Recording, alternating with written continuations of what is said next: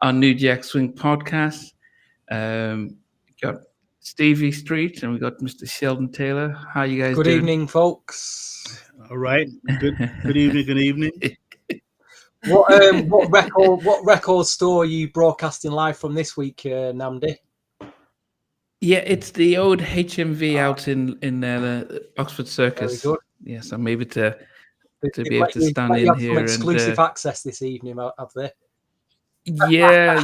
I mean, we're still trying to promote the CDs and stuff. You know, I don't know if you saw a little interview that Snoop did. He says his lawyers told him he did 1 billion streams, but he only made like $30,000 and stuff like. So yeah, so we're trying to promote the CDs and record stores because that's hard cash you can make and stuff. Hey, old school flavor. Good evening. You can join us. Well, today, as you can see in the ticket below, we are going to. This was pretty hard, guys. Our favorite album from the from the New Edition clan. So it's either one of their new edition albums, the old ones, or the new ones, or any solo stuff from the guys. So yeah, this was quite hard. But yeah, before we get into that, it'll be good just to do some quick music news. Stevie, do you want to start? Anything? I guess the main talking point is the intro documentary. It's posted online this week for everybody to watch. We're all very grateful of that. Compelling viewing. A lot of footage from it from the 90s I'd never seen before. And quite, I guess I don't want to spoil it if you've not seen it, everybody, but quite hard viewing, heartbreaking ending as well. You know, do you see it, Sheldon, at all, or is it still on your watch list? I did see it. Yes, I saw it. I saw it when it dropped. Yeah, very informative. Like you said, very heartbreaking, you know, but it closed the gap on a lot of things that, you know, people who are intro fans, they may not have known what actually happened. So if you haven't seen it, definitely check it out, people. And they've reissued they've reissued their first album. It's a double vinyl. It looks great, but it also feels, don't be too critical, maybe a missed opportunity, because I suppose the people they're aiming at will already have the album. If you didn't get it on vinyl, then it's worth getting hold of, I guess.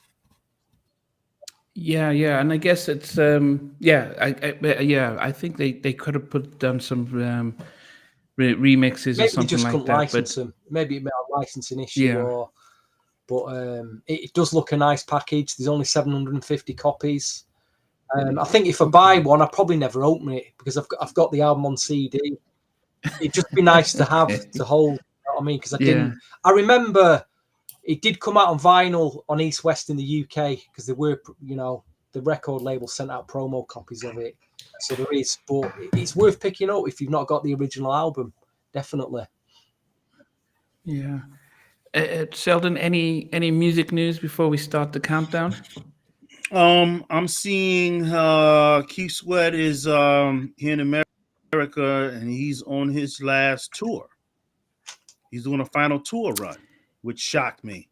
Yeah. Well, I think Elton John has done a number of those, so I think it is a good marketing ploy. His farewell tour, so who knows? You know, he may come out of retirement after 2 years because he was supposed to do the Kings of New Jack Swing tour with Teddy next year, 2204. But maybe he's got a better deal to do a sort of a farewell tour. But yeah, and they didn't put a number of cities in there, so I'll be wondering how that would go. So he could be retiring to make his last farewell album, and then who knows? Yeah.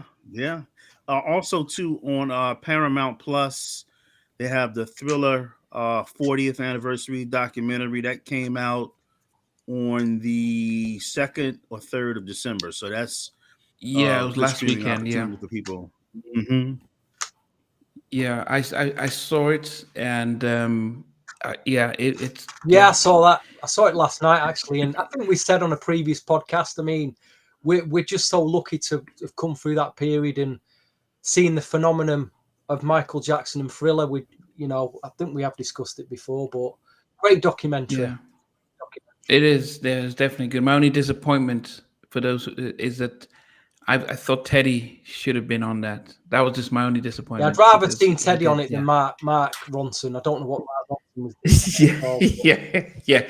So that was my only disappointment, that Teddy should have been on that documentary, especially directed by George Nelson, who Nelson George. Nelson George. So he should. I don't know why Teddy wasn't invited to be on that documentary. That's my only disappointment. But I had a other than that, conversation. I'm sorry. Go ahead. I'm sorry. I had a conversation with Nelson no, finish. George right before this dropped. I think I had a conversation with him this past summer. So we're talking.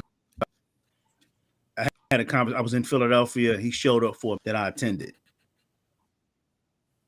and we had a conversation.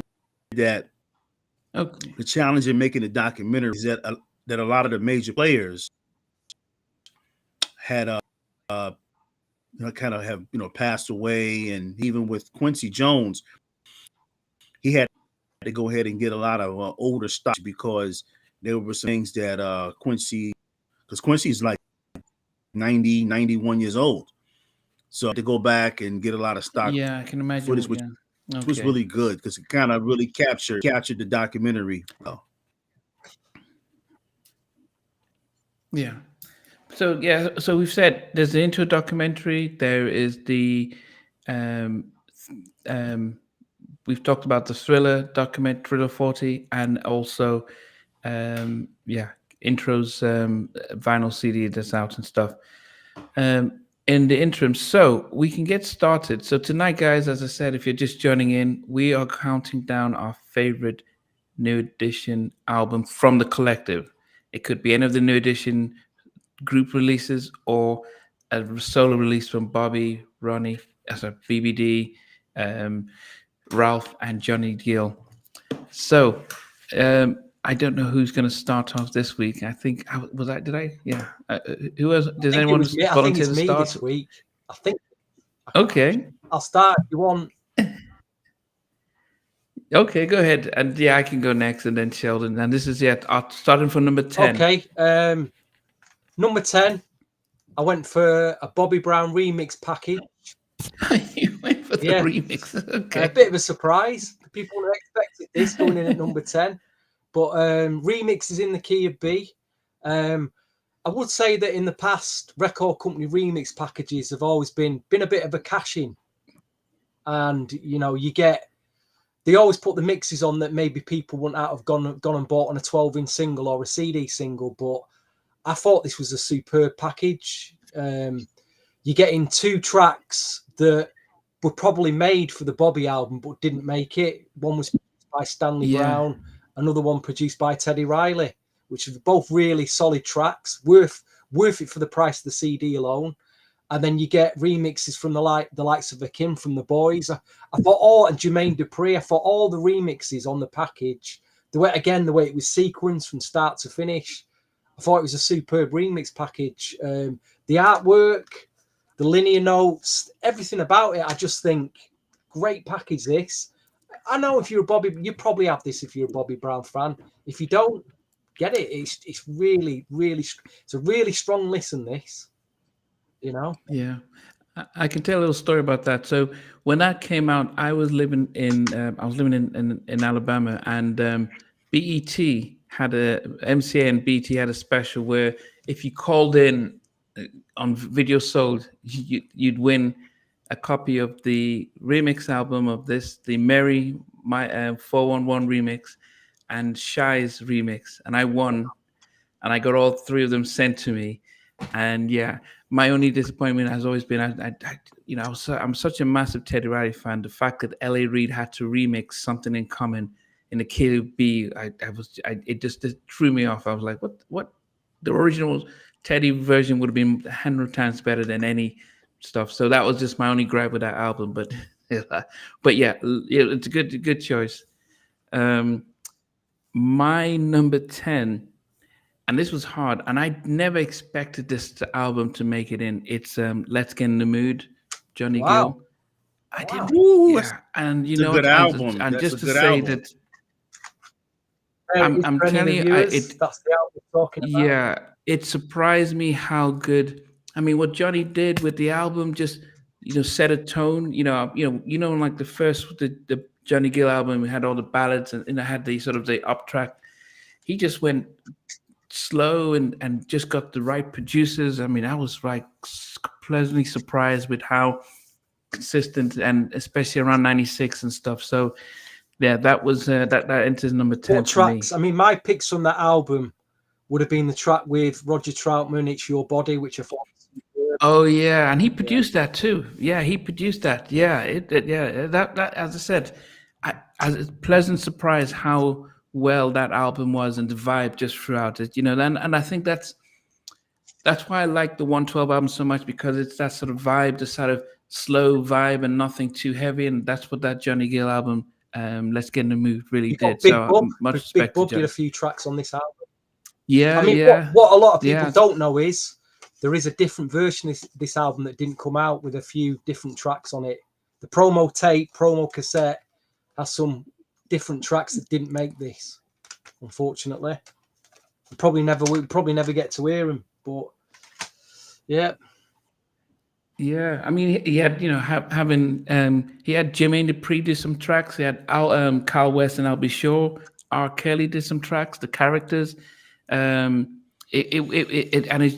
still Tony Rich did a few tracks, as well as Jimmy and Terry. The only thing I would say about it though is, and I was looking at my top 10, I thought, I'm going off, did they have any classics on it?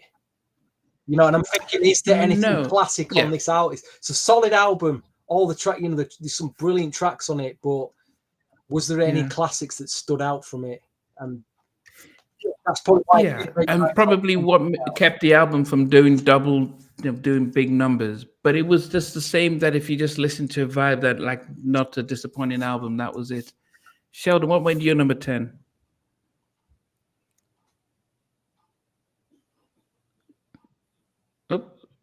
Oh, we can't hear you, Sheldon. Sheldon, okay. Are you there, Sheldon? The usual audio problems. We missed No, we can't hear you, Sheldon. We can't hear you this time. Yeah, no. He was talking, and then he just went. We lost Sheldon there. Yeah, we can hear you now. Go ahead. What made you number 10? Yeah. Sheldon, you there? Can you hear me? Yeah, we can hear you. Yeah. So what made your number 10? It's freezing, isn't it? It's like going in a circle. This. Okay. Yeah. Sheldon, do you want to try and go and come out and stuff, and we'll see. Here's a project that didn't make my top 10, and you probably didn't think about this while Sheldon tries to come back in. The Biv 10 Entertainment compilation package, which featured Boys to Men and all the artists that he signed to his label at the time. This is a very interesting compilation. There's some really good stuff on this. Sheldon, are you with us? Oh, that's a shame. Yeah. Okay. Well, while he gets himself sorted out, stuff. Well, let's go to your number 9. I'll just mention a few bits that didn't make it. Then, like I say, this compilation had another bad creation on it. It had who else? Miss Bozak. I don't know if you remember that. I forgot her name, but again, it was a good rap R&B compilation. I don't think really, apart from Another Bad Creation and Boys to Men, none of the artists really took off from this. It seemed to have signed a lot of artists, but they didn't really. And again, it's even hard to find this now. It was hard to get at the time. Even hard to find the in the record shops. That was the MC Brains. Do you remember him? If you remember him? Yeah. Yeah. Who else? There was some guys called the White Guys, and I don't know whatever happened to them. Another project from Bobby Brown was the B Brown Posse. Oh yeah, yeah. It came out in '93, and it just kind of, I just remember it slipping out there, and I felt they'd already released the single, the B Brown Posse. When I heard it, I thought it sounds 2 years too late. This, it sounds like it should have come out in 1991. It was a full-on New Jack groove for 1990. And I think what might have been happening is that they probably wanted to wait till the Bobby album came out, and then they come out on the top of that. But I just unfortunately the Bobby album didn't become the mega success. You know, the Bobby album didn't get the mega success that they expected it. So that jumping on the code of it and stuff. I think this was like MCA's attempt to give Bobby Brown a label of his own. Well, I'm sure they assumed because they expected big things, and they just thought everyone else was doing the little side deals and stuff, but he probably just wasn't in the right headspace to be able to manage all that stuff. I mean, he signed some deep. There was a guy called Harold Travis, which had a great voice. I don't know what he released a single from this. I don't know what happened to him. But yeah, there's some rap stuff that I didn't really care for. But the R&B stuff on here is really good. Let's see if we can get Sheldon back. Are you back, Sheldon? Sheldon, can you hear us? Oh, it's a shame he's struggling tonight. Yeah, he does. Anyway, I mean, he'll catch up and stuff. So, but what makes your number your number 9? Let's see, what's my number 9? Right, 1984 New Edition is at number 9 for me. Okay, On the strength of the first 3 tracks, which were the singles, "Cool It Now," what's up? I thought it was a great track. And then how could you not mention New Edition without the track "Mr. Telephone Man"? It's just one of my all-time favorite New Edition tracks. I mean, it was a cover. For those who don't know, it was recorded a year earlier in 1983 by a guy called Junior Tucker. So you can YouTube that and hear Junior Tucker's version of "Mr. Telephone Man." Some would argue it's a better version, but I just think the overall cuteness of a group, and that video of it being in a phone box, I really enjoyed it. And then the third track was "I'm Leaving You Again," which has got a nice mid-tempo 80s groove that was sampled by, I don't know if you remember, a track by Bow Wow and Ciara called "Like You." That whole music behind that was basically New Edition, "I'm Leaving You Again." The whole track. Okay. But those were the early days of New Edition, just after they come off the success of Candy Girl. It's a good album. It's a nice album to have if you've not got it. New Edition fans will know all about the album because they wanted the telephone. But yeah. Sheldon, are you back? Yeah, I'm back. Can you hear us, Sheldon? Yeah. Yes. Okay. Do you want to go your number 10? And, yeah. Do you want to go your number 10?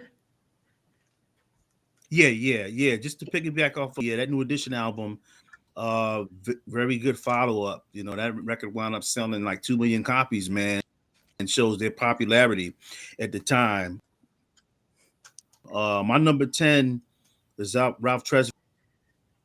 Nice. The reason why that was my number 10. Okay. Yeah, I mean it's a really, really great album. Love the fact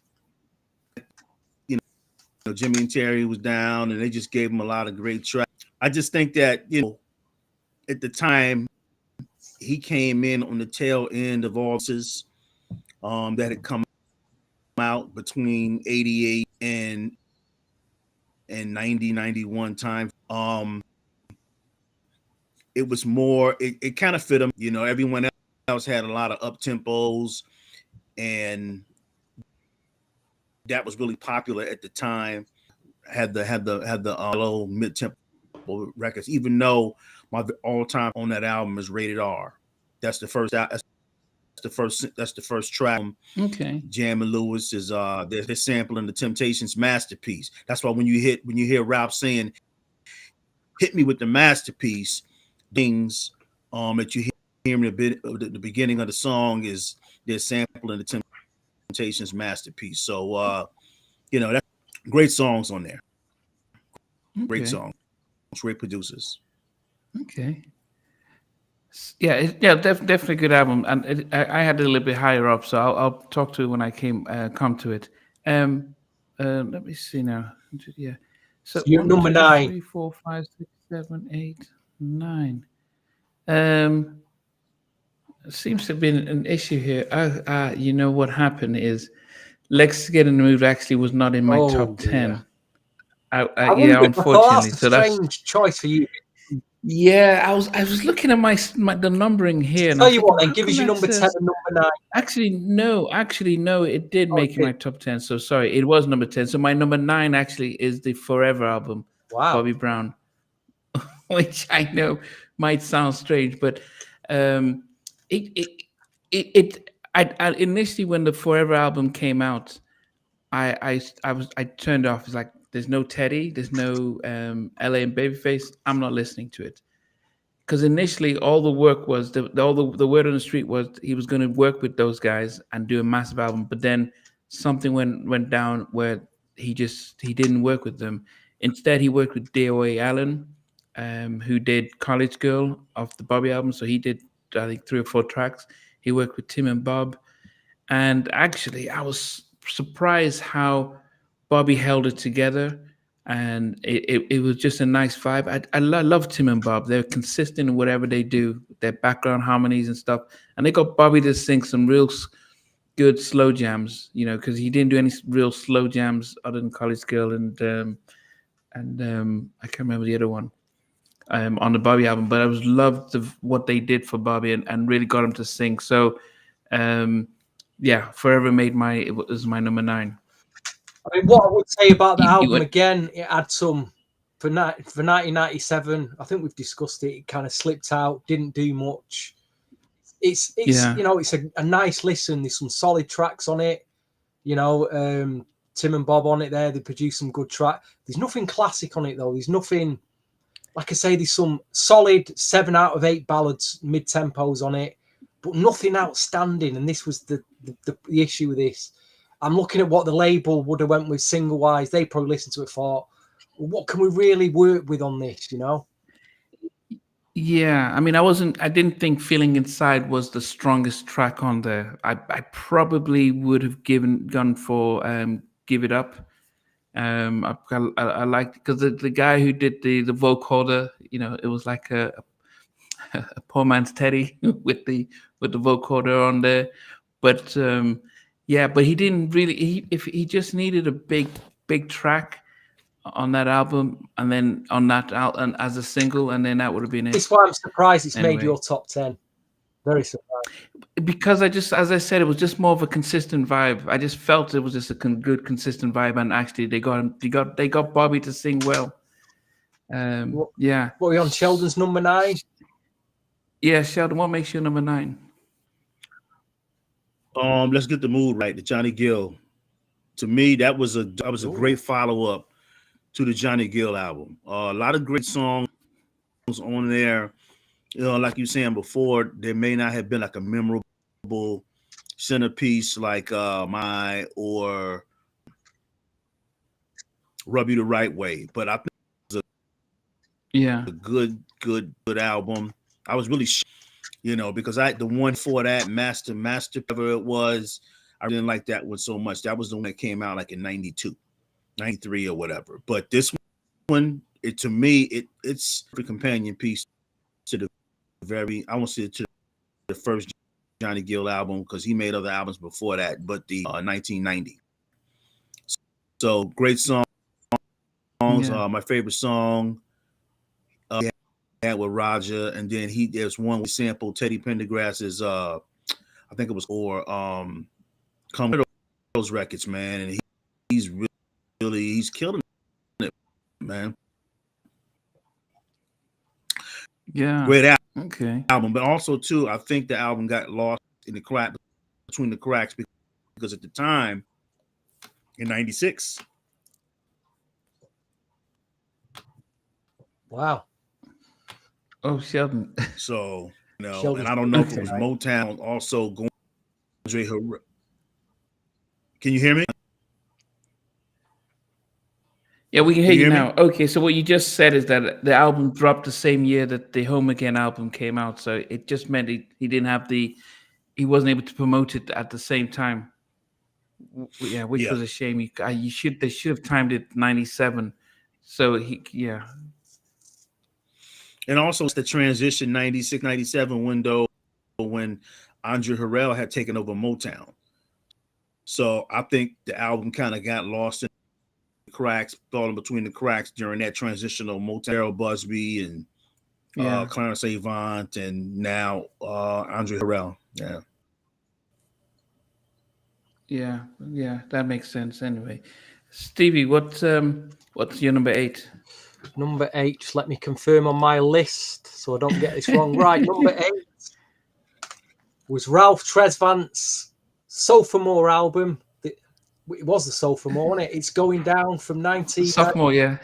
I'd say the bulk of it was produced and written by him. I would say the production, I was indifferent at the time about this album. I thought the production he did, there was some really interesting like R&B New Jack production on it. And I think the issue was the songs. I don't think the songs stood up that he did. He might, take issue with that. But the songs that did stand out, and the reason why I've included it in my top 10, because I just think the two brilliant songs was Who's the Mac, produced and wrote by Jam and Lewis, and When I Need Somebody, which just an amazing record. When with the two singles, they had to be. They also did Sexo, which didn't really do it for me, but based on the strength of the two Jam and Lewis produced and wrote tracks, which is superb. This is my number 8. It's a good listen. This, it's good, like I say, the production's kind of interesting on it. It's kind of dark in places as well. Totally unexpected, but it has, as an album, there's bits of it that have stood the test of time, I feel. So give it another listen. Yeah. I was surprised that he waited 4 years before he did a follow-up to Sensitivity.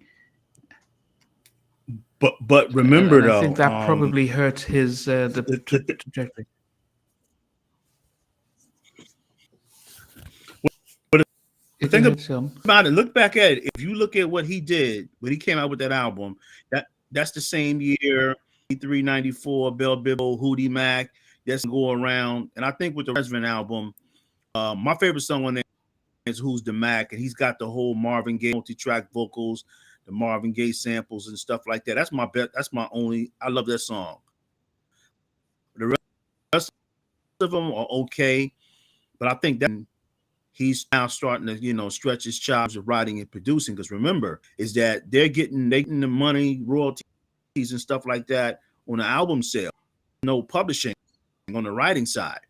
So if you see what him and Bobby are trying to do, they're really kind of trying to write more and all of that, But I just think that, it was one of those records. It was a transitional record for him. But Who's the Mac really came. But you said there wasn't really a lot of signature songs that we saw. There was really not a sensitivity on that album. But I love the video, Okay. Yeah. Okay. So, Stevie, that was your number 8.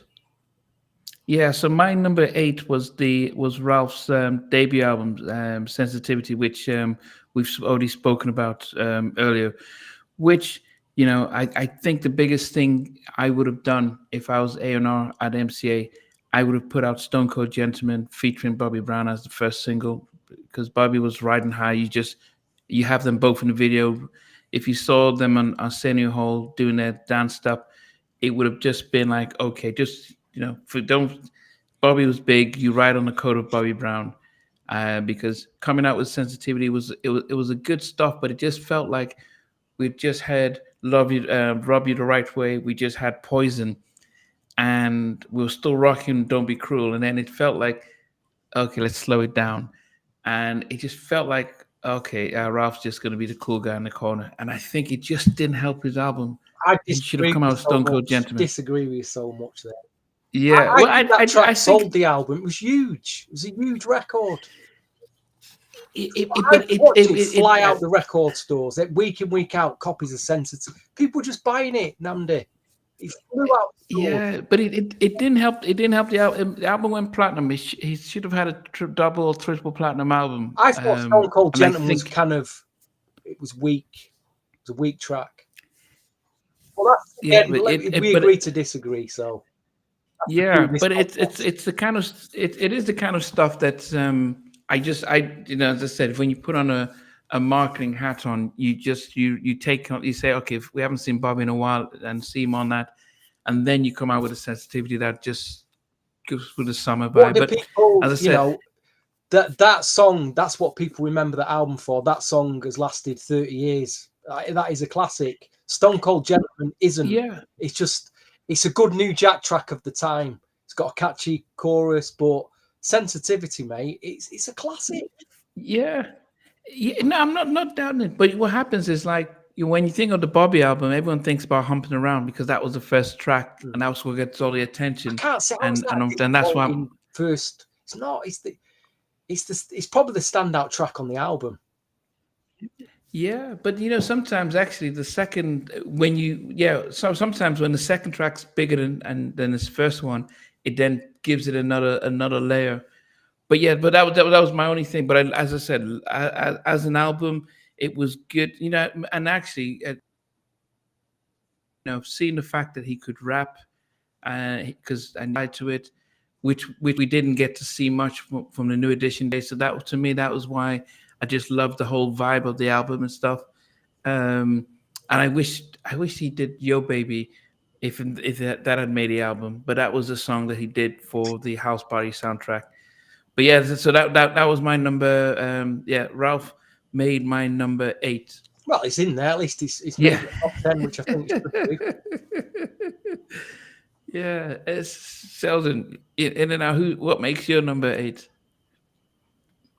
Oh wow, that was a hard one for me after, you know, the Johnny Gill and the Ralph Tresvant. But for my number 8, it probably is going. People are going to probably shoot me for this.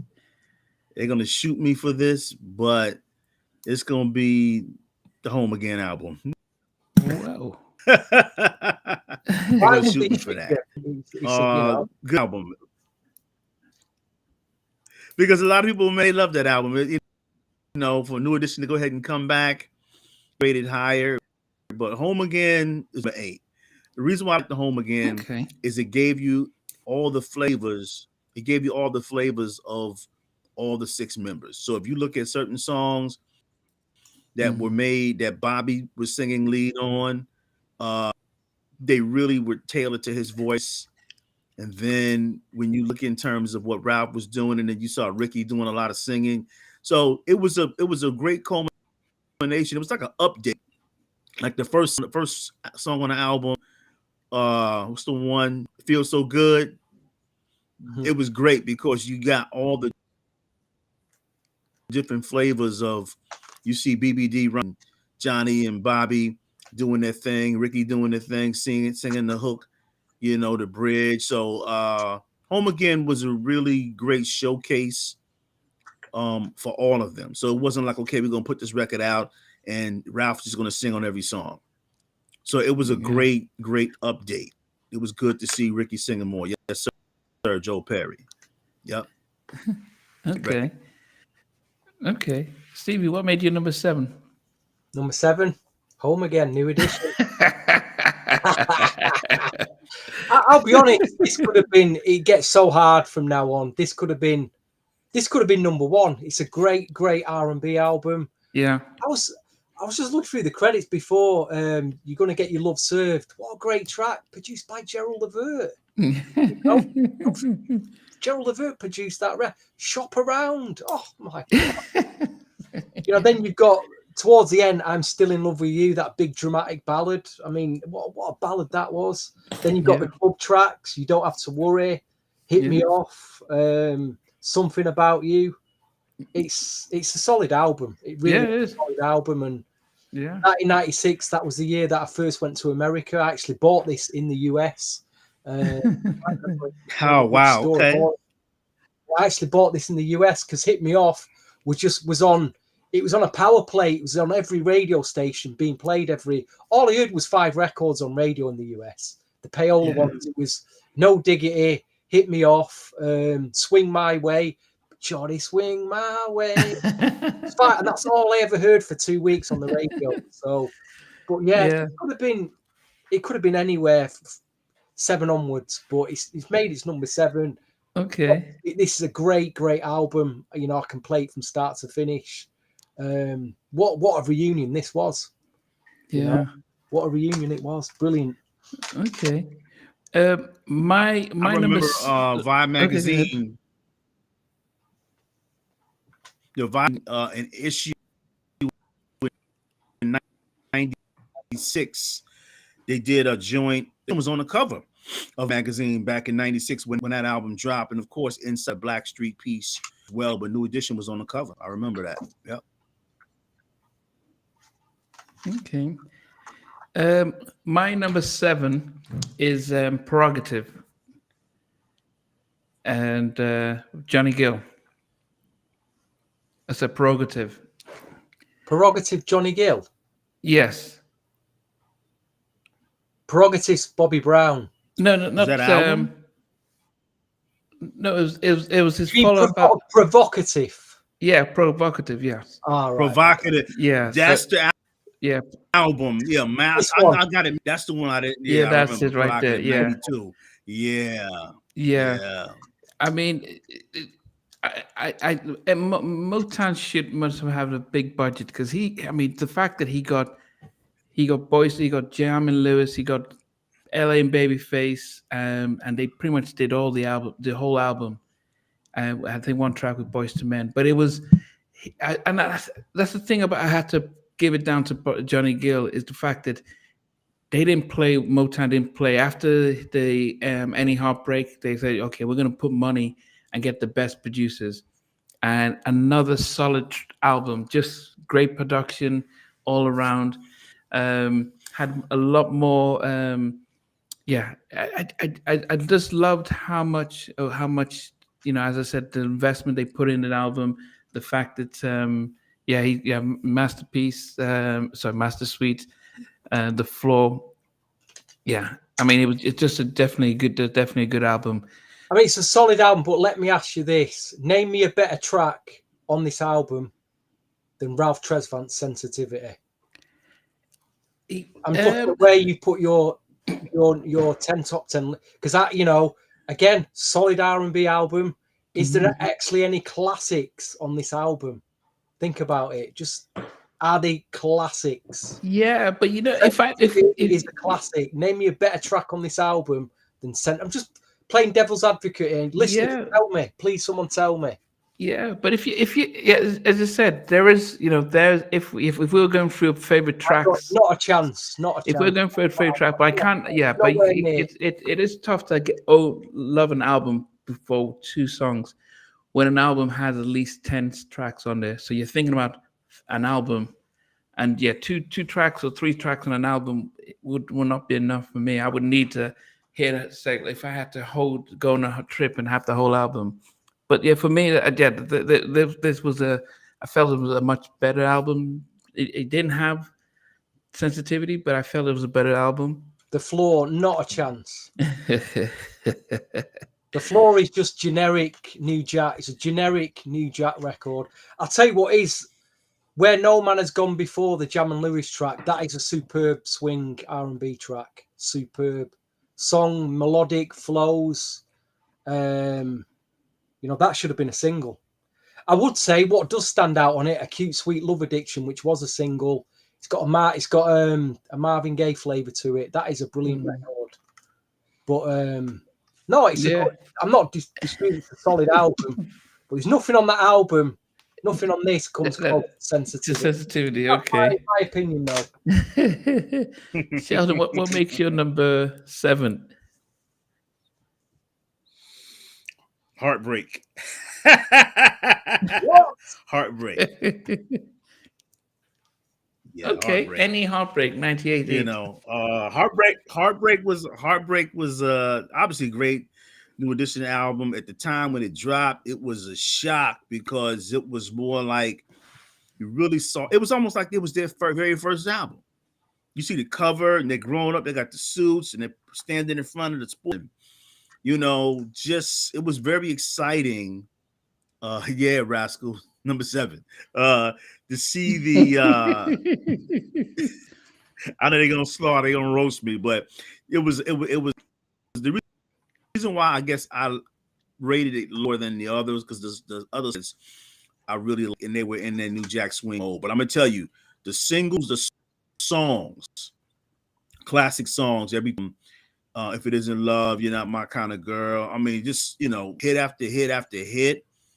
But I just, it was lower for me because I loved the solo records that had spun off after that. But when you look in terms of a great follow-up, a great peak precursor to Home Again, edition, man, that album's so strong, it's almost like it's just this album. What can be said, but great, effort with Jimmy Jam and Terry Lewis. It's almost like they went from producing in the mid 80s, they still were doing Sherelle and people like that, Alexander. Just their arsenal was so dope, man. And for them to just have song after song, those guys never ran out of gas, man. Competition was a dope record. It's for those guys. They wrote for them, even though the guys weren't necessarily writing songs like that, but they really tapped into the vibe, the way they tap control. They tap into the vibe that she was coming from. And it kind of was aware how other producers later on in the 90s, in the 2000s were writing.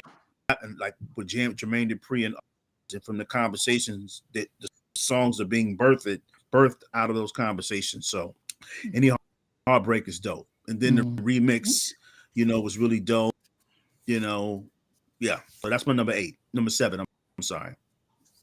Number 7. Okay. That's quite. As I said, it's tough. I mean, they came out with some big catalogs. Stevie, what we go to number 6 for you? The infamous Bobby album.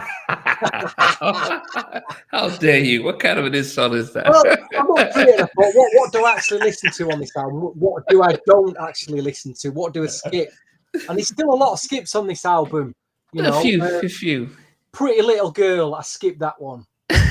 College Girl, I skipped that one. I'm Your Friend, I skipped that one. Storm Away, I've got to be in the mood for it. But Humping Around, I like that. I still love that record. Two Can Play That Game, big single. Getaway, good funky record. Till the End of Time, I like that. Good Enough, yep, so catchy. I suppose the tracks that I play the most are One More Night, That's the Way Love Goes, Loving You Down. So yeah, I mean, it's a solid album, but there was no. I think probably what was the big where was the big classic single off this album? That's the Way Love Goes should have been with featuring Rex and Effect. Should have been the big version of it. Well, for me, I think the reason why that song for song on there, it both from Teddy and Babyface in LA, they really captured the whole dynamic of what he is. Song for song, that's great. Yeah, Good Enough and Storm, Good Enough, okay, but the Teddy records were great. They should have made those singles, man. They should have made them singles, Yeah. But to put this at number 1, if anyone puts this at number 1, you've got to be come on. My number 6, and I'll jump to my number 6, and it's the Johnny Gill album. Johnny Gill. It wasn't. It's funny because we all think of it. Number 6. At number 6, we think the Johnny Gill album was his. But that had Rob You the Right Way, My, Fair Weather Friend, Wrap Your Body Tight. Number 6. It made number 6. A great album. That's a great album you're talking about. It is a great classic material on it. It is a great album, you know. Great album. Karen White sang background on all those all the Yellow and Babyface tracks, you know, Fair Weather Friend and my. That's Karen White at the background singing because they were doing her album at the same time, so she was like, yeah, I can sing background, but it was great stuff. You know, I was a little suspect when he did the Robbie the Right Way because he wasn't known to be a dancer, so he came out firing with that, and it felt amusing to me just seeing him really do the whole dance stuff. But you know, he settled down with the My and Fair Weather Friend, and he showed, look, he's the king, you know, one of the greatest balladeers out there. Beautiful album. It's as I said, it's you know he you know, you know, if not for a certain other album from the Clan, he would have had the best out of the rest. But yeah, that was a good follow up, a good start for him after Well, a good Heartbreak. start on Motown. Yeah, yeah, because I know he had the, you know, people would talk about his best work. It really is very high. I think it's underrated. Yeah, it's a beautiful, it's a biggest selling, his biggest selling album. But yeah. Sheldon, what's your number 6? I was thinking about it, and it's too late now because I should have just rearranged it. I should have rearranged it. I should have put this album number 10 and then number 10, number 6. I don't know what I was thinking about. It's the BBD remix album. That should have been number 10 and Ralph should have been number 6, but it's too late now. But the BBD remix album, that was it was exciting. You know, I think just where we started from, that was the joint. That was the record that really stood out on that album. Everything else, you know, remixes here and there, and you know, it was cool. It was almost like, you know, the Word to the Mother remix. Word to the Mother. There we go. Okay. Yeah. You know, that was really, I love that. And then all the records were kind of like, you know, it was almost like when you look at Bobby had, like, you had Dance You Know It. Boot City. Yeah. Dance You Know It. You know what? Let me scrap that. Let me get rid of that. I'm going to just change it again. I'm going to scrap the BBD remix album, and I'm going to put Bobby Brown's Dance You Know It. I'm going to do that. Let's do that. So I'm gonna scrap that. Yeah. So yeah, I'm getting rid of the BBD remix, and I'm gonna put Bobby Brown's Dance You Know It. Yeah, let's do that. You know, and it's funny because it was like when I first heard Dance You Know It, I'm like, dang, Bobby, you just trying to get all the money, because it was like Don't Be Cruel came out in '88. It rolled into '89, and then it was like Sheldon, Dance You Know What came out. I think it might have been. Put the BBD put that back, please, because there's some shocking editing on that Bobby Brown remix album. Shocking. It is. Put the BBD. You know what? But you know what? Put BBD back there, please. Put that back in there. Okay. All right. So what I'll do, I'll appease you, and I'll put them both like joint. But the BBD was, I mean, you know, the Dance You Know It. I was like, man, Bobby, you just trying to get all the money, man. You trying to milk that album out because it was like 90. 10? What was number 10? He had Ralph. Sensitivity. Right, no. BBD is at number 10. Remix. No, we're having number 10. Okay, all right, let's do that. Okay, so and you're Ralph Tresvant. Right. Okay. Got you, Steve. Got you, Steve. You know what? You were absolutely right. I don't know what I was thinking about. I must have had a concussion before I got here. Yeah, you're right. BBD remix album is number 10, right? Then let's go ahead and I can move up the slot. So BBD remix is number 10. Number 9, Bobby Brown, Dance You Know It. Number 8, Let's Get the Mood Right. Number 7, Home Again. Number 6, Heartbreak. So you're number 6, Heartbreak. I don't know where I was at. Okay. I don't know what planet I was on, but it's too late. But let's talk about that album real quick. Dance You Know It.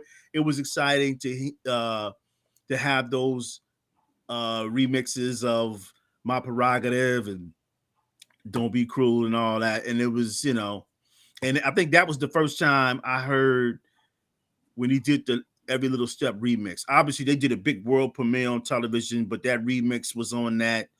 You know, I still have the little cassette single for it, you know. So yeah. Okay. Thank you, Steve. I appreciate you, my man. Steve said, okay. okay. Steve, what makes you number 5? So Number all right, 5, so we're good. we've talked a lot about it tonight, is Ralph Tresvant's Sense. Well, is it called? No, it's his debut. It's the Ralph Tresvant album. If you're gonna go solo from a big group, you need a big record to start things off with. And Sensitivity was a big record. As an album, again, it's a great listen. It's got it's got it all. It's got up tempos, mid tempos, some great ballads. I love the artwork. I like the suit he's in. MCA got a lot of things right. Yeah. I enjoyed the singles that were released from it. Some of the remixes kind of let it down, but overall, I mean, I like the Carl West tracks, the swing tracks on it. I thought the Carl West swing tracks were brilliant. I gotta do. Do what gotta do. Big single. There is like some really, like Last Night. There's some really underrated ballads on here that people just miss. Love Hurts. I thought. Again, as I said, I listened to that. If I listen to it, it takes me back. I knew where I was when that album came out.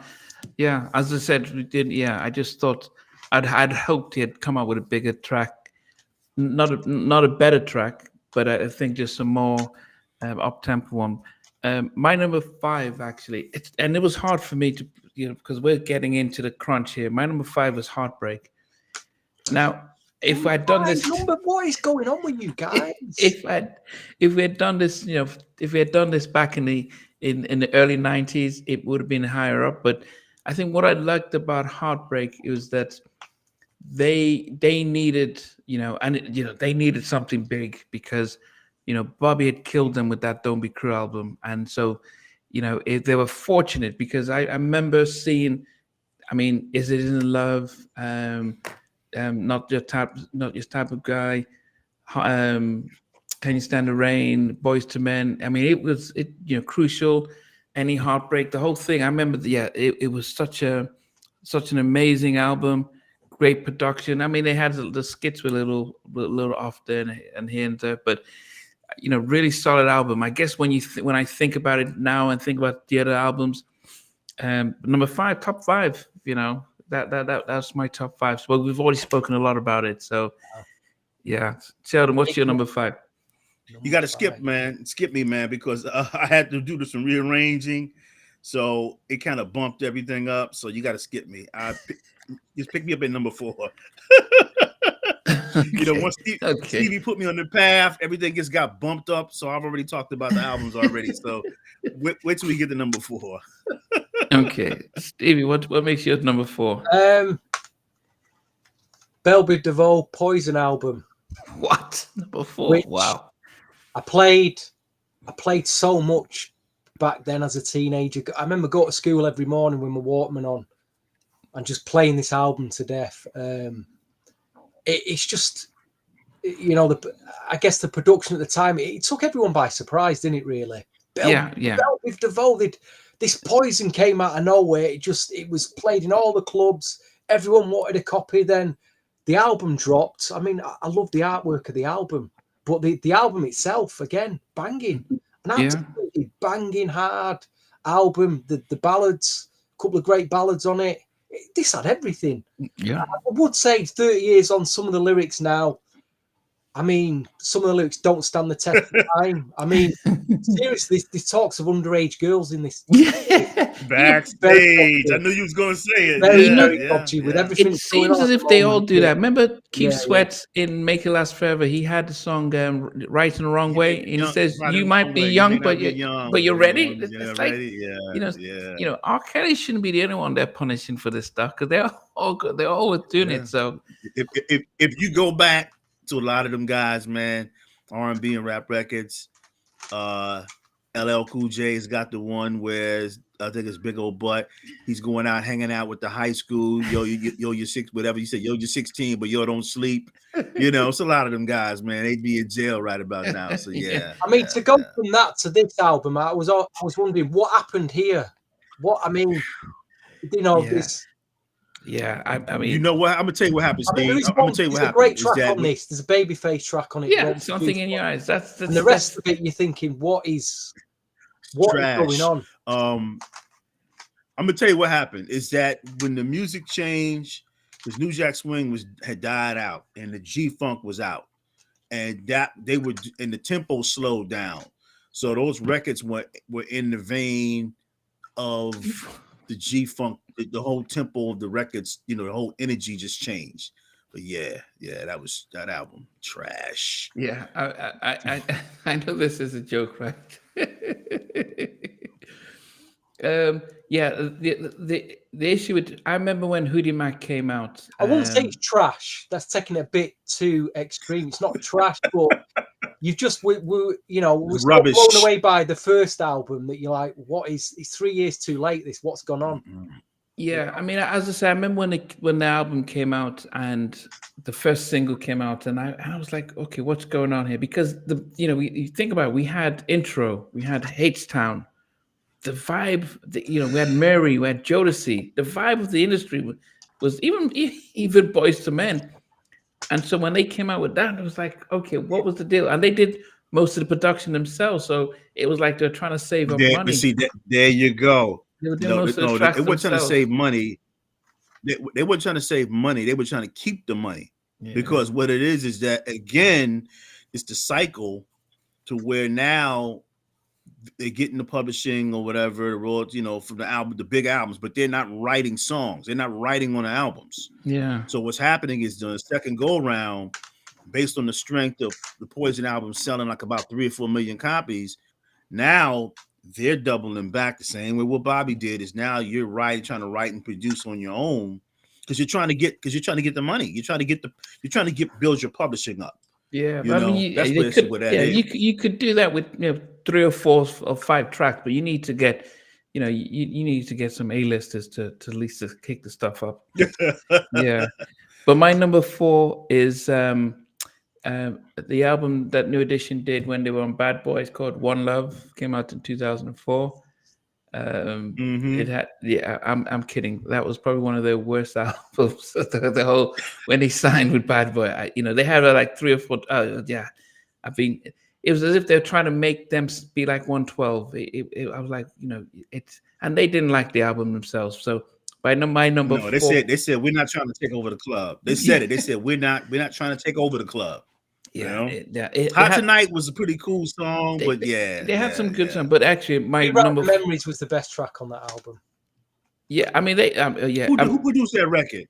Jam and Lewis. Who did that record? Jam and Lewis. It was like Jam and Lewis. Actually, my favorite track on there was "That's Why I Lied." I don't know if you remember that. So Ralph was singing it and stuff. I think that was my favorite one on the track. But they had some good tracks. But they had too many tracks that made them try to be like 112, and it just didn't work out. But anyway, it was too formulaic. Yeah, but my number 4 actually is I could have made it higher. I wish I could have made it higher. I want to say that this was Ricky Bell's album because they gave him his spotlight. They said, Ricky, we kind of misused you. We didn't realize you could sing this well. Ricky led on most of those ballads and songs. I liked how Bobby was doing his Bobby stuff, with the stuff. You Don't Have to Worry is probably my favorite track on the album. I think one of the tracks that probably should have been How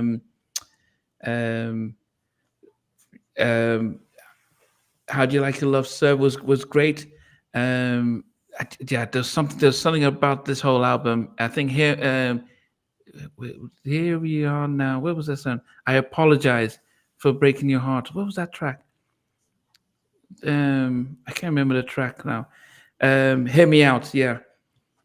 I think if that had come out, it was one of those. It was all 3 of them were singing on that. I love the album. Really did love the album. Love the blend. Loved how they are. When that album came out, I was working in Best Buy. I don't know if you guys know Best Buy is. I was working at Best Buy.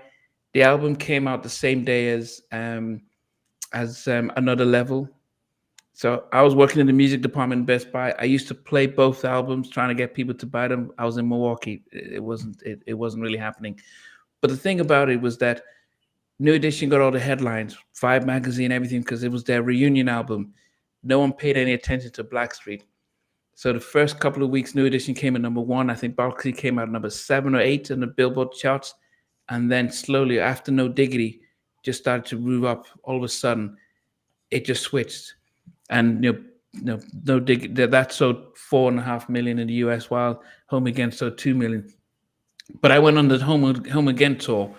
And I didn't want to go on it, but I was there. I watched New Edition open up, New Edition, BBD, Blackstreet, and then 702 were the opening act. And that was my first time seeing New Edition and having all 6 of them do their solo stuff and then come as a group. It just blew my mind. And as much as I love Teddy and love seeing Blackstreet, but seeing that Home Again tour, oh goodness, I mean, it was just the most, and having Bobby doing Prerogative, and I didn't realize Chucky Booker was a music director. He was saying that, yeah, he was there when before Bobby went all crazy and stuff. But it was, a beautiful album, and it does test this. It still feels like a relevant album, yeah. But anyway, I kind of went into a little monologue there. But yeah, that was my number 4. Sheldon, we're back to you. Number 4 for me is Poison. What's with the deep breath, man? What happened? You just almost as if you're like, what's number 4? When I know what Poison's my number 4. Oh, Poison number 4. And the reason why it's my number 4 is that obviously number 4 is because when that album dropped, it was just, first of all, when he was doing, so the look, the visual aspect, man, and then coming out,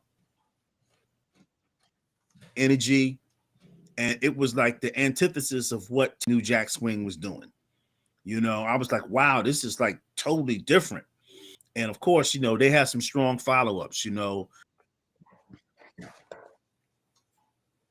in 2023, it's like the album really hasn't aged that for me, but the impact of the album, of what it was just like nobody thought those guys would come out.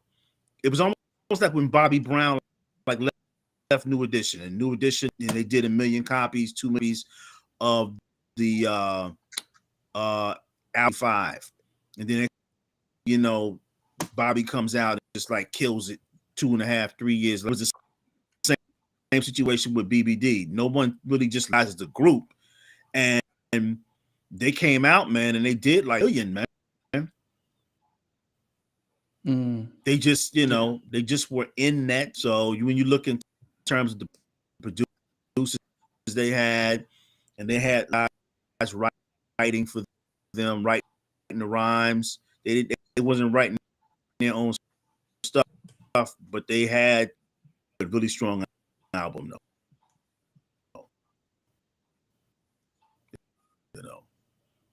So, okay, number 4. Yeah. I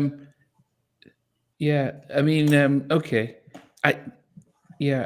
Rascal, Keith Sweat was on the tour, Home Again tour, but he didn't come to Milwaukee, so he missed some shows.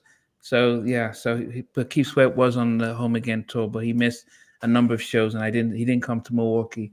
Only 702 in Blackstreet. Stevie, what makes you number 3? And I gotta say one more thing, my real top quick. 3, I'll be honest. Go on. Yeah, go ahead. I gotta say one thing is that in the whole decade of the 90s, Poison is the strongest record up tempo. That record just in the 90s. When they do the top 100 songs of the 90s, I was watching it. Poison was number 1. Poison, the durability of that record is goes without saying. Go ahead, Steve. I'm sorry, I digress. So no, it's good. No, you make a good point, because it was such a hard-hitting record. My top 3, any of these albums could have been number 1. I hold them dearly. I play them all from pretty much from start to finish. It's it's hard to put them 3, 2, and 1. But anyway, let's start number 3. It's definitely not this one, so don't worry, guys. Okay. I'll tell you what, there's some shockers on this, isn't there? Some real shockers on. I mean, there's some good tracks on him, but some of the style of this, it didn't. Oh dear. What stage or was that? What? The first Bobby Brown album, King of Stage. King of Stage, okay. Yeah, I mean, I think College Girl wasn't bad though. Not College Girl. Girlfriend. Girlfriend. But there's some funky tracks on it, the Larry Blackman, but there's some real shockers on that. Number 3. Number 3. Oh, it could have been number 1. I told you, any of these albums can be number 1 for me. Wow. But if the 1989, 88 person in me would have put this number 1. Okay. But I'm just thinking of 30, 35 years on. It's overplayed. I know these records off by it. I played them so many times. That's probably why. If I've just heard them so many times, and there is maybe one skip on this, which is the song there. Take it slow. Maybe I really love you. Yeah. All day, I like all day. But when you, that's the only skip on it, really. But take it slow. All day, all night. Those records were produced by. It's like the Thriller album. Yeah, you read my mind. Yes. Paul McCartney track. Yes. You skip that and you play everything else on that. There's one skip, but it could be, it's just we don't need to keep discussing this album. It's number 3. But you know what? But the reason why those 2 records, All Day, All Night, Take It Slow, those were produced by Larry White, who actually did Girlfriend. So they were kind of in the vein of that. So I think it just kind of filled out the album. I Really Love You, Girl, and Take It Slow. Yeah, Larry White. That was kind of in the vein. Larry White, he did those. Okay. I don't mind I Really Love You, Girl. I don't mind that. It's to Take It Slow that didn't do it for me. Okay. But yeah, that's my number. Is it like Ice and Water were made for each other? I mean, that, to accompany the Don't Be Cruel, this is a great compilation, and it's got the unreleased remix of I'll Be Good to You. There's a 7-inch remix on this, which only made an actual 7-inch vinyl, but it's got an extra like funky drummer beat in it. There's also an unreleased Rock With Your Quiet Storm mix on here as well. So yeah, that's a good compilation. It's got everything. This got everything you need on this double CD. Gold, Bobby Brown Gold, if you've not got it. Okay. And my good friend Andrew Knight, NGS4E, writes the linear notes for it as well. Shout to him. Okay. My number 3 is Poison. And the thing about the Poison album, because if you think about not just the Poison track was, it was just solid. Yes, Spider-Man Freeze, and yes, it was meant for Albie Shaw, but Albie Shaw didn't want it, and it just it fit Belle Biv DeVoe. But I think the whole fun of the album, yes, back in '90, it just felt like you think about they were TLC before TLC did their whole Ooh and the Chills. That's how they came out. It was like they came out of the sort of clean cuts, part of New Edition, and they just went a complete different direction. And I love the whole Timmy Gatlin Tell Me When I See You Smile Again. It was meant for Timmy Gatlin's album. He wrote it, but when he just didn't have the vibe for doing the album, and so he gave it to them. I Do Need You he did that for them as well. Ricky, I don't know if we knew Ricky could sing that well because he did all those singing in there. But we've spoken about it a lot, and they really, I think Word to the Mother, the remix was better than the original, but it was such a breakthrough album for guys that we just didn't know. So that, for a debut album, that was amazing. Sheldon, what makes you number 3? Yeah, okay. Yes, TLC wanted to be like BBD. It made sense because it just felt like they emulated them. Sheldon, you there? I think he's frozen us again. Okay. Okay. So we were down to our top. Great debate on which Bell Biv DeVoe album's better in the chat, isn't there? Some people prefer the Hootie Mac album. Yeah. Okay, yeah. my number three is the Bobby album. Okay, Bobby at number 3.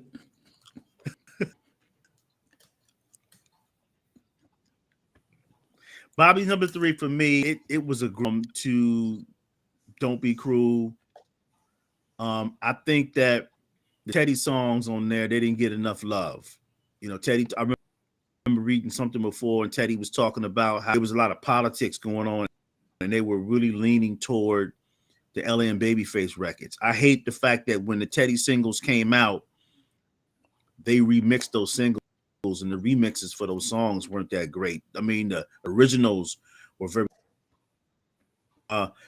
Only thing I think the album time it came out in 92. So it came out the year that Hip Hop Soul was originally coming out. So it was a lot of excitement for the album. Bobby put out this VHS whole Don't Be Bobby joint, had the video, I mean, at the same time. So it was a people loved it, you know. The college, but too much for that. College Girl was kind of in the vein of what he was doing with the Bobby album, you know, that type of thing like that. But to me, that album is almost like it's a great follow-up to Don't Be Cruel. You can tell the songs were tailored for him. It was like, if you look at Don't Be Cruel, if that was a Thriller, the Bobby album was like the bad album. You know, song for song. You know, I love the backgrounds. You know, that's when I think that's Teddy was and his crew was at their apex. You know, so yeah, that's number 3. Okay, Stevie, what's your number 2? Number 2, when I've got an admission to make you. When I actually first bought this, and I bought it on vinyl LP, I didn't actually know who they were. I think it was like 1980, and maybe I bought a year after it came out. Obviously, I was in love with the Bobby Brown Don't Be Cruel album, and I kept seeing the album in the record, and I thought, who are these guys? But I like the cover. I've just got a good feeling about this album, and I bought this album, and there was a group called By All Means. They were a trio, a girl and 2 guys, and I bought their debut album as well, which is an amazing soul album. We'll do another podcast about them. But my number 2 was New Edition, Any Heartbreak. I didn't know who they were when I bought this album. I just remember getting home, playing the LP, and I just completely fell in love with it. You know, there is some skips on this album, like the Bob. You know, there is a few skips, like Super Lady. Never really competition. Didn't really play that one, but the rest of it, absolutely. I just love this album so much. I mean, I would say after 35 years, some of the Jam and Lewis production. It's a bit clattery. It's a bit, you know, you could argue that it doesn't hold up, but you know, this is, you know, from a boy to a man, from a teenager. I've grew up with this, so this is at number 2. Could have been easily number 1, but it's at number 2. You know, we've discussed it enough. It's got so many big records on it. You know, it's just a great album for me. Yeah, no, as I said, it's. I'll be honest. Someone's made a comment. You know. Again, over years, I probably appreciate a bit more now, Super Lady. But at the time, I skipped it. But now, yeah. But it's a number 2. It's higher up than what you 2 put it anyway. Yeah. It sounds to me like it only just made your top 10 by the sounds of it, which is like blasphemy, to be quite.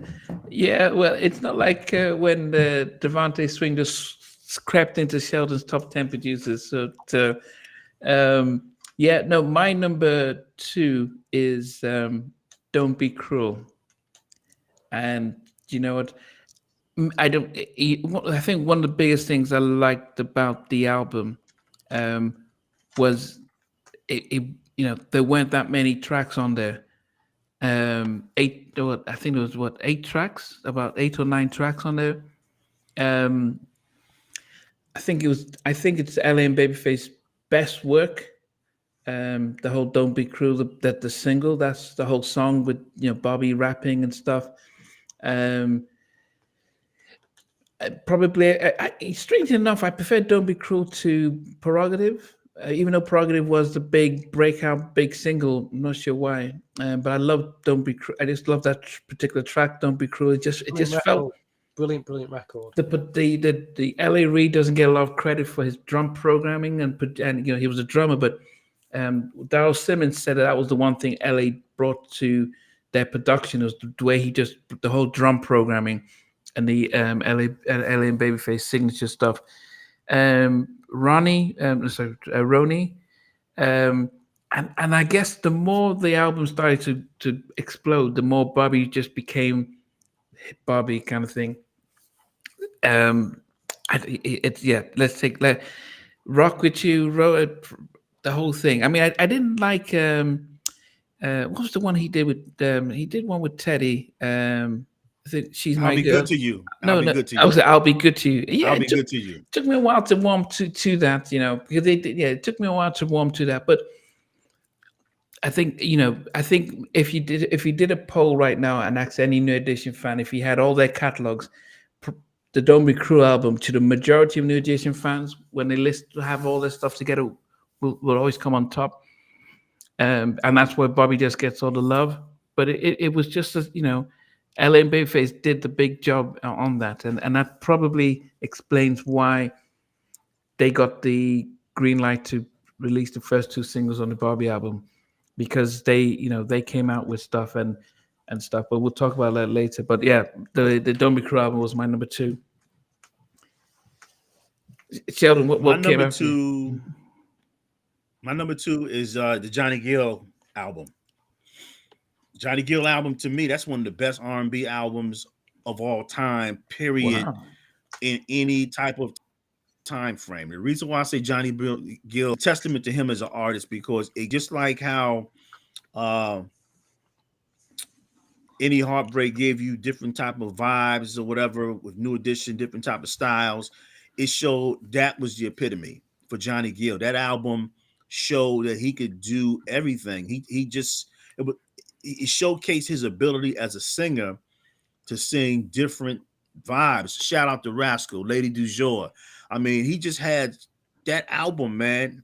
Every song was just great. Wrap Your Body Tight, Fair Weather Friends, Rub You the Right Way. It was just like the sequencing of the album was great. It's the order of the singles, almost like, when you look at, and I'm gonna talk about this for the number 1, but when you look at that album, you can tell there was a lot of thought putting all of the singles. Thank you, Savage One. Appreciate the love. But when you look at that album, it was top to bottom. Every song just stood out on its own. It was like the Rub You the Right Way was the perfect introduction to him, because he's doing the dancing, and the song has a lot of longevity. I'm seeing him on Johnny Gill on TikTok, on Instagram, and people are dancing to Rub You the Right Way, and he's in the videos, So it's a testament. Of course, I was the big record. That's the signature piece. But from song to song to song, yeah, man, no filler on that album. That's one of the best R&B albums ever made, man, for me. Why is it number 1 then? Huh? Well, you don't know when I give you my number 1 album of all time. Well, what are you doing, Sheldon? I didn't say it was the best R&B album of all the time. The reason why I say it's the best R&B, let me clarify. It's the best R&B, one of the best R&B albums by a solo artist. Because a lot of solo hours, they have a few, 2 or 3 records, and there's like filler that's built around it. But there's no filler on that album.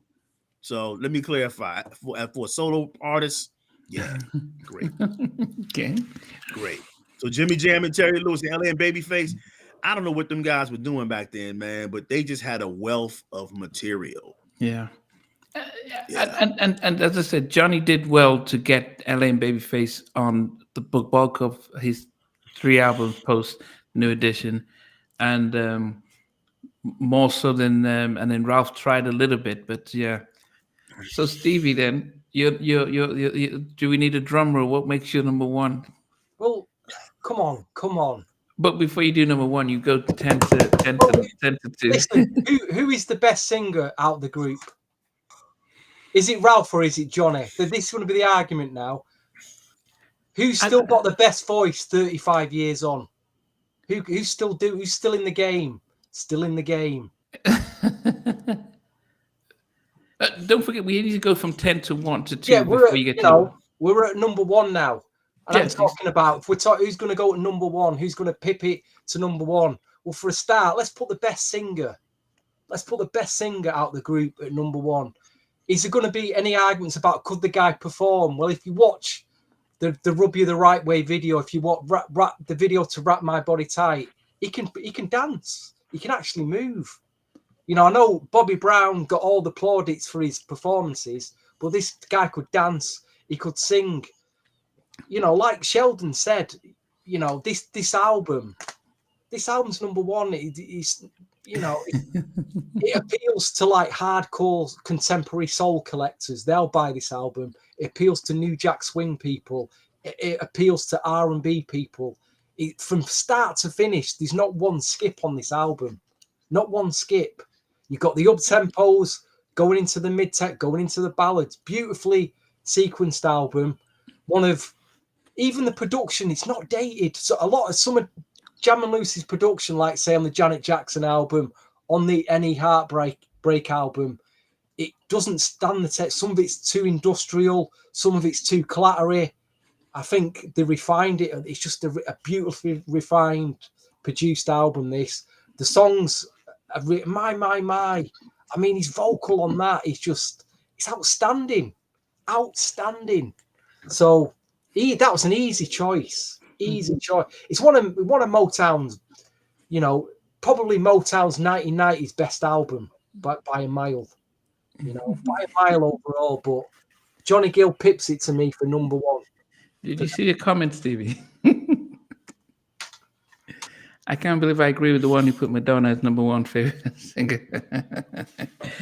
Yeah, it was a good album, and as I said, it was Johnny coming out the gates much. You know, I think he shocked everyone how he came out of the Very difficult to pick between them three. Those should be your top three.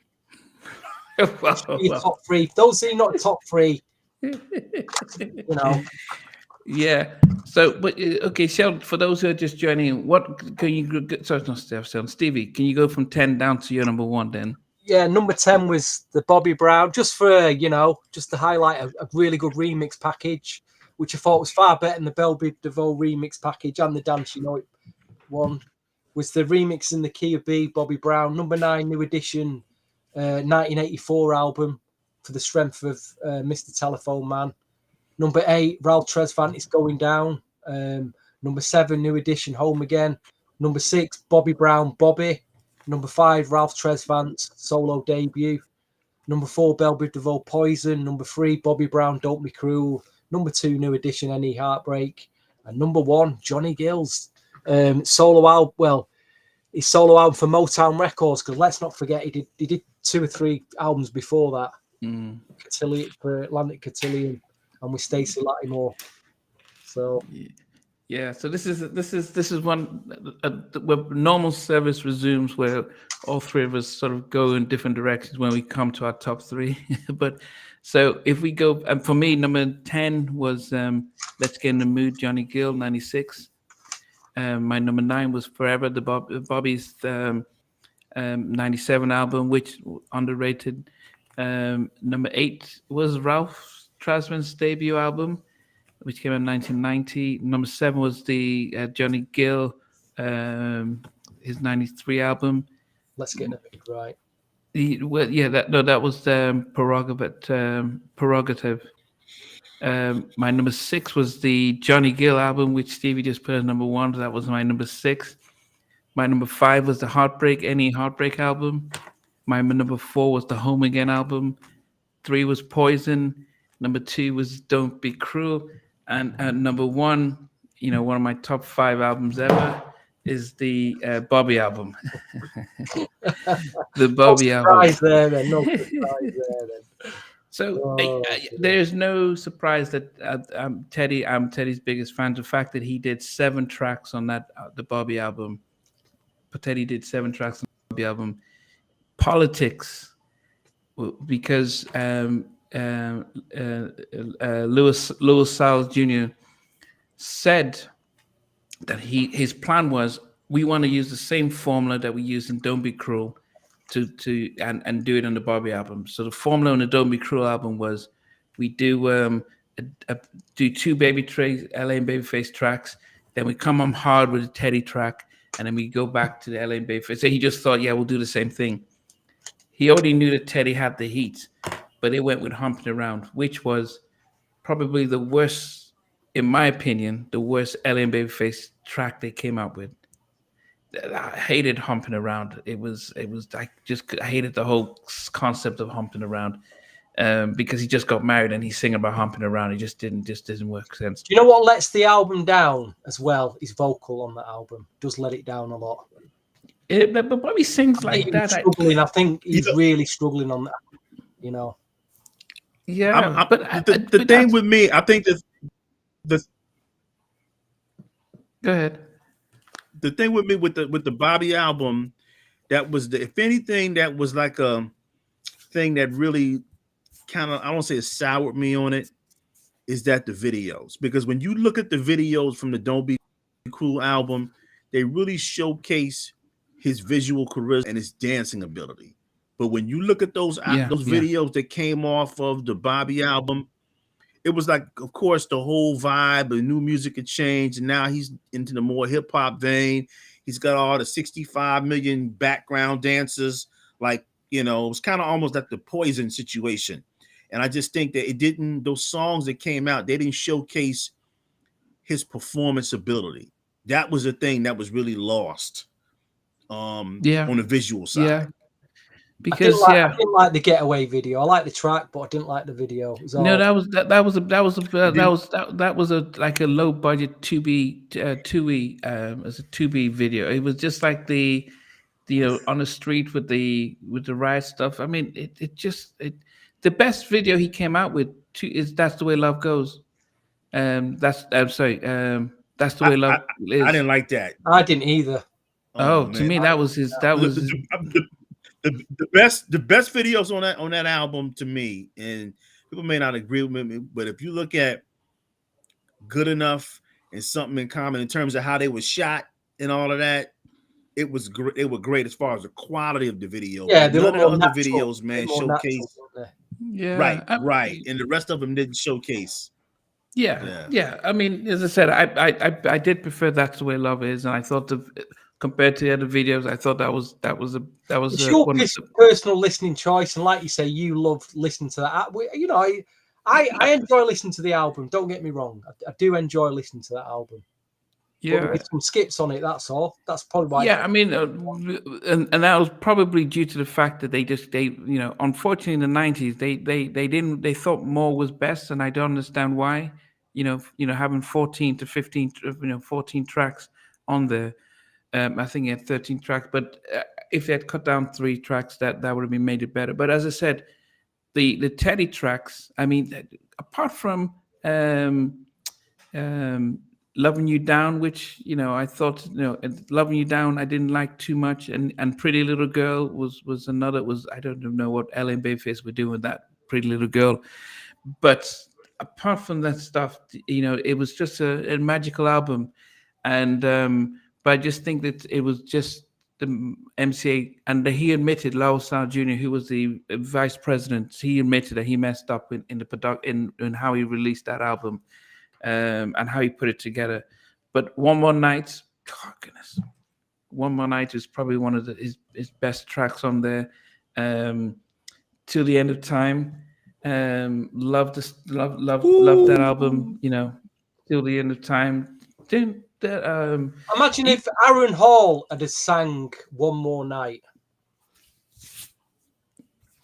Yeah, I don't know if I mean, Aaron was, but I think there's a way that Bobby You know, his grizzly, the way. Yeah, I think the song it fit Bobby the way it just fit his persona. That's how I listened to it, and I I think just if it think was too an Aaron perfect, Hall could have elevated that to just even higher. But again, it's just an opinion, really. yeah. I mean, Two Can Play That Game could have been another big, you know, the What one song? with What song you am know, out?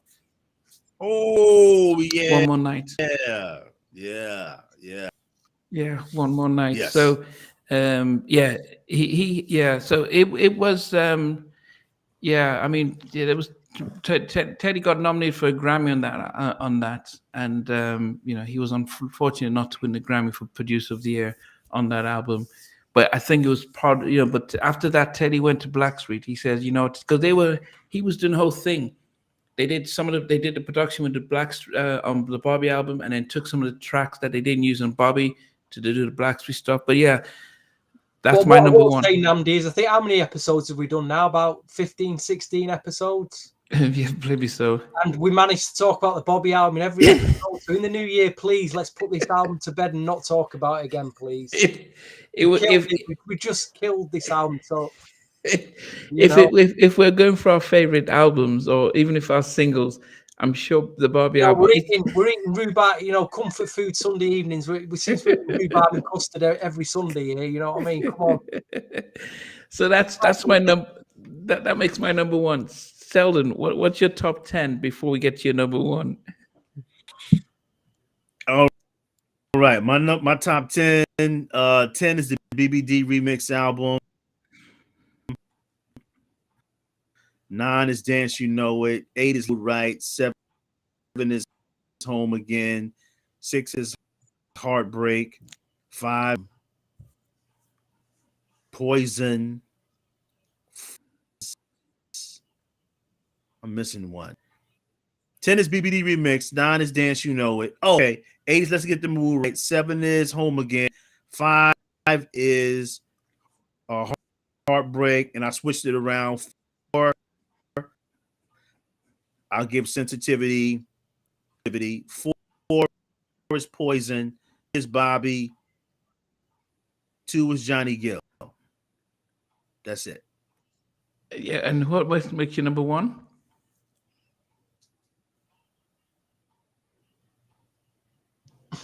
The suspense is killing us. Sheldon, what's your number one? Can you hear me? Oh dear. Yeah, okay. Yeah. What's your number one then?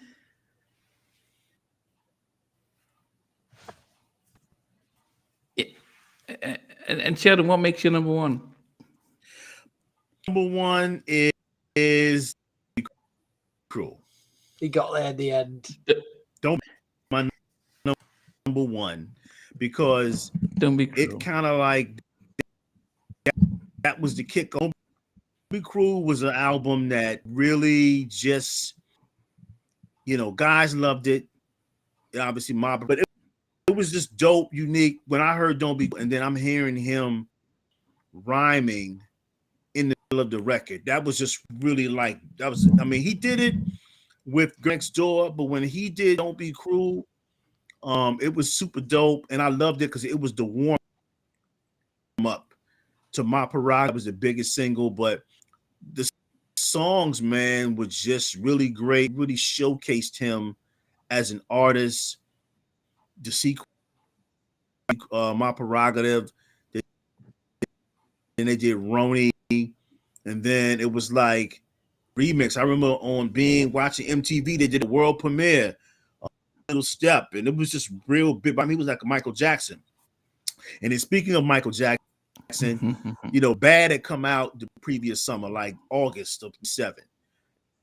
Crew comes out like 9 months later. Michael Jackson is still releasing singles on Bad, but it was like when Don't Be Cruel came out, for a moment, Michael Jackson just seemed old. You know, think about it. Michael Jackson was probably like 29 years old at the time, but Don't Be Cruel just made for a moment. You know, no disrespect because I love Michael, but it was almost like he was turning into a relic, man. Probably just had the game in a chokehold.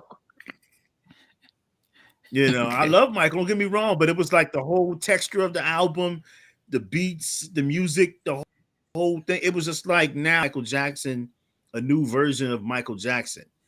the whole visual aspect of it. But it just may seem like, even though Bad was a big album, Bad just seemed like it was just like, I mean, Don't Be Cruel was here and Bad was there. It was like a new style, and Michael Jackson just seemed old at the time. You know, I'm listening and watching Dirty Diana videos, and it has nothing. You know, Don't Be Cruel. Bobby's like about 3 singles in, and it was like, wow, it was just amazing to see, man. And I think that is the bar. That's the album that sealed his legend. And I love the fact that when younger people revisit his career and they go back to those songs, they're like, wow, this guy is it. So when they see him as an older person, you know, but when they saw him in his prime, it's like when we see we look at Thriller now. We see Thriller now. We see Mike probably at his peak, you know, in his prime. It's just amazing to see. And I think Don't Be Cruel will forever be an album of rediscovery for people to see how great Bobby Brown was. And I love the fact that that album, even though, you know, years later he would go through his problems and all of that, that album kind of like almost like it erases everything that he was going through that came after, man. And just a great album, bro. So it'll always be there. And I have a better appreciation for Don't Be Cruel, the single. Because before I was like, my prerogative, everything else. Don't Be Cruel was all right. But now I listen to Don't Be Cruel a lot more than I listen to My Prerogative. You know, so dope album. Yeah. You know, yeah. Yeah, as you know, you know, it's the one thing we can say, probably all agree on, is that as a collective, the 6 of them are responsible for some real good music. And yeah, fantastic catalog. I mean, the only bits we haven't really covered in depth, probably because we didn't listen to him, was probably the 80s New Edition, the albums before any Heartbreak, because they had 4 or 5 albums out before then, which I didn't grow up with that side of him, I guess. And apart from Candy Girl, that's the one record I knew, and then later on I heard Mr. Telephone Man. But I didn't even put when I actually bought the Any Heartbreak album, I didn't realize that was Candy Girl. I just didn't. Oh, the same guys, yeah. I'm just too young. Man, I'm gonna tell you, man. I was like, when they came out with those first records, like the Candy Girl album, I was like 14, maybe, and that was a big deal for them to come out because there were no other kid groups that were coming out, man. And it was, you know, it was big to see them. And even though they had the videos, the low budget videos, to see their whole presentation, they was breakdancing and the whole 9. It was kind of interesting to see. I kind of hated it. I was hating on them in a kind of way because the girls were loving them. The girls were loving, you know, Candy Girl and all that. But I loved seeing them come out, and then it was like a step up. When they came out with the New Edition album after the Candy Girl album, it was like a step up with the content, you know, and they just kept doing it and doing it and doing it, man. Like, and again, those songs you talked about, Stevie, Leaving You Again, and, you know, Lost in Love, a lot of those records, man, I totally forgot those records. And when I saw New Edition perform in concert and they were singing, Ralph was singing those records, man, I seen like middle-aged women, man, turning into kids again, man. Wow. Yeah, I mean, I think that's the correct thing, is that they after Bobby left, they seem to have had that sort of that, you know, music change and stuff like that. And, you know, Any Heartbreak was such an important record for them, and especially with Johnny Gill. You know, I didn't like Johnny Gill because I'm like, he just came into the group and here he is singing in front with Ralph, especially in the Not My Kind of Girl. I'm like, why is he singing in the front row while, you know, the Belleville DeVoe were just doing the background dancing? So I was like, I couldn't get that, you know.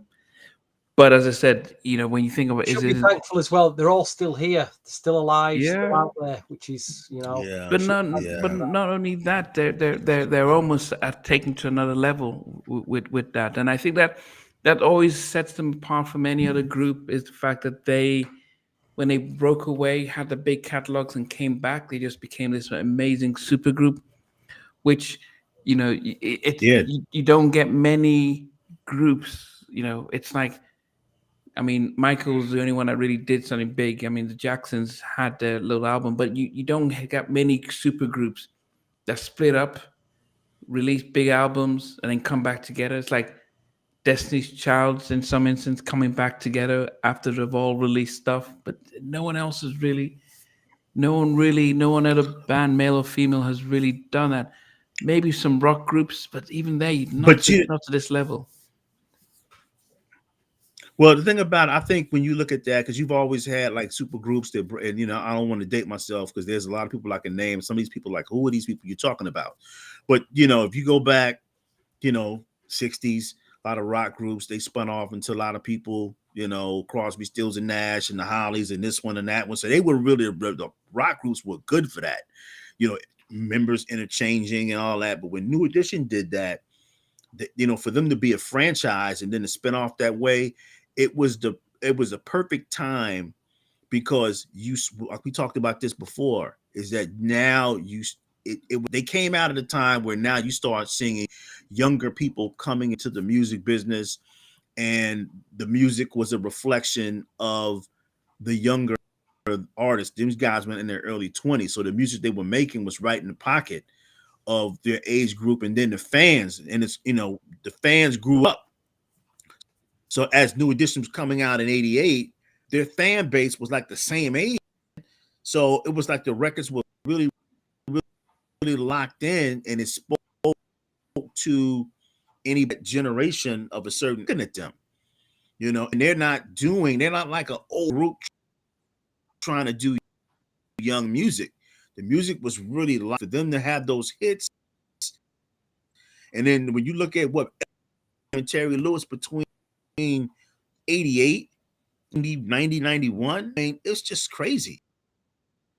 So I think time, right place, right material, and you got to give it to MCA.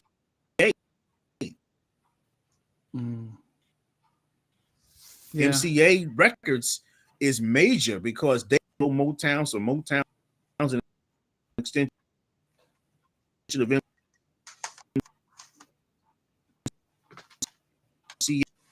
MCA. So the budget, the money, have that promotion. Can't. Yeah. I mean, yeah, I just said it's, you know, sounds comes out like around like 91, you know, R&B groups crossing over on the pop charts. These guys was straight numbers. Yeah. I mean, yeah. So, I mean, guys, and shout out to Leon because, I'm sorry, real quick, shout out to Leon because he's referencing New Kids on the Block. New Kids. Yeah. Sheldon is fading in and out. I mean, the whole situation was huge, but it never.